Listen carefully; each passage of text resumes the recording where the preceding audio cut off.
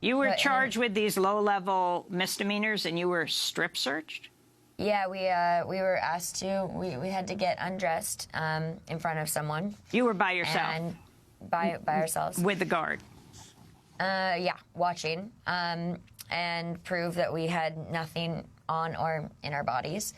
And then from there, we were told to put on an orange jumpsuit also while being watched. And then sat in a holding chamber with a group of other women. So I have to say, I was the first person who got released that day on bail. My mom happened to be there, and I think it freaked her out a lot. But there were a lot of women who I got to know in that chamber who had to stay overnight and spent a lot more time in jail than I did. And I think it's really important, and I think it's beautiful that we talk about my arrest and we're talking about Daya's, but there are a lot of people out there who don't have the support that I have because of my name.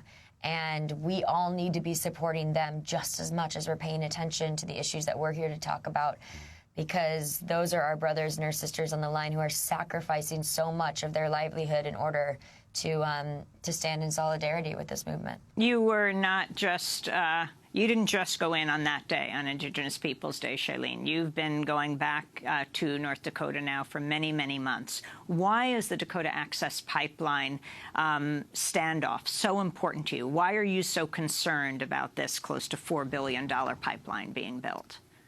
You know, there's a lot of reasons to be aware of this pipeline. One is climate change. As we all know, every single time we allow another pipeline to be built or another fracking well to be built, we are endorsing the fossil fuel industry and only prolonging the time that it's going to take to switch to renewable energy. But something that's really important about this movement in particular is the fact that it's not only happening outside and on the Standing Rock Sioux Reservation, but Indigenous people are at the forefront of this fight. And most of the time, Indigenous people and marginalized communities are the first people affected by climate change and by the fossil fuel industry, because there's a certain veil of silence that's thrown over these communities when these pipelines go through. A lot of people